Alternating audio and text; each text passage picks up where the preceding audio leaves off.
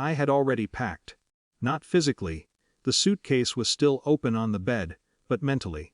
The trip had taken shape in my mind weeks earlier, in the quiet, satisfying way plans do when they feel like something more than logistics. Greece wasn't just a vacation. It was supposed to be repair, or at least proximity disguised as celebration. I'd paid for the hotels without much discussion. It felt easier that way, less awkward than navigating who owed what, less risky than turning generosity into negotiation. Besides, I told myself, it wasn't about money. It was about us being somewhere beautiful together. When my sister called, I assumed it was about flight times. Instead, she laughed. That light, effortless laugh I'd known my entire life, the one that could mean affection, amusement, or something sharper depending on the day. Don't bother packing. I thought she was joking. What? You're not coming? There was no hostility in her voice, no tension. Just casual certainty, as if she were clarifying something obvious. Mom said it's really just immediate family. The words slid past my defenses before I could organize a response. Immediate family. I waited for the correction. For the, I'm kidding, for anything that would reposition the sentence as misunderstanding rather than statement. It didn't come. You know what I mean, she added, still carrying that same faint amusement. Let's not make this weird. Weird. Such an efficient word, a way of labeling discomfort as inconvenience rather than injury. I said something neutral. I don't even remember what, and we hung up with the strange politeness people use when pretending nothing significant has happened. 2. The silence afterward was louder than the call. Not dramatic silence. Not heartbreak silence. Just the dull, echoing kind that invites memory. Birthdays where seating arrangements subtly formed. Financial conversations that drifted toward implication. Jokes that carried just enough truth to sting. It wasn't one moment. It was accumulation. A slow education in belonging with invisible footnotes. I sat on the edge of the bed, staring at the open suitcase, feeling something oddly unfamiliar. Not anger, not yet.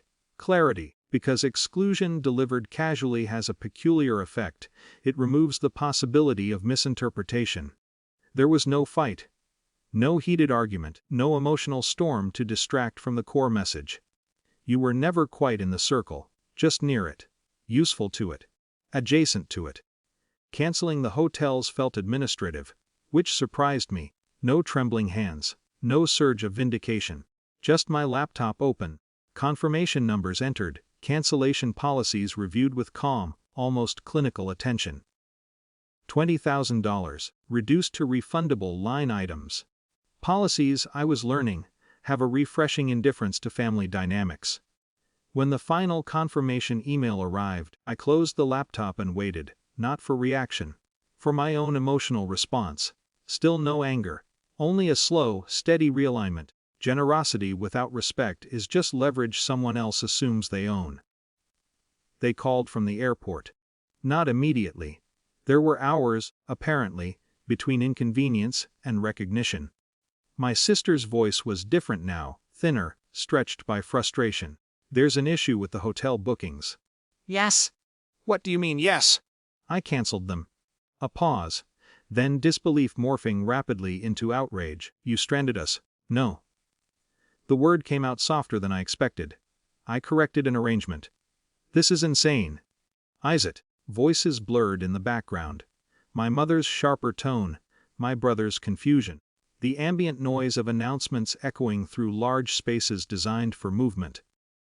You're punishing us. The accusation hung there, heavy with assumption. Punishment implies retaliation. Retaliation implies emotional volatility. But this hadn't felt volatile. It had felt inevitable. I'm not punishing anyone. Then why would you do this? And there it was. The question beneath the anger. Not why cancel, why refuse the role quietly assigned. 2.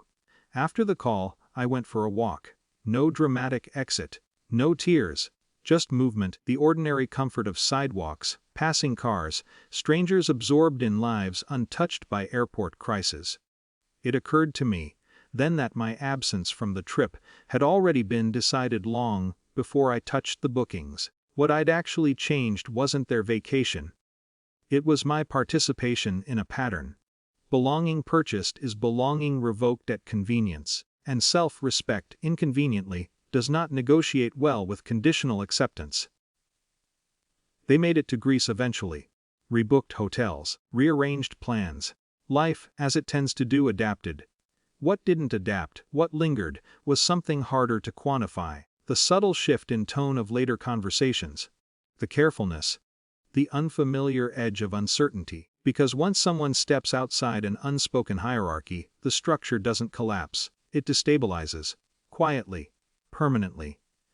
I never unpacked. Not the suitcase, that stayed empty, but something else. An expectation I hadn't fully realized I was carrying. Family, I was learning, is not defined by invitation, nor by shared destinations. Sometimes, it's defined by the moment you stop negotiating for a seat at a table that keeps moving your chair.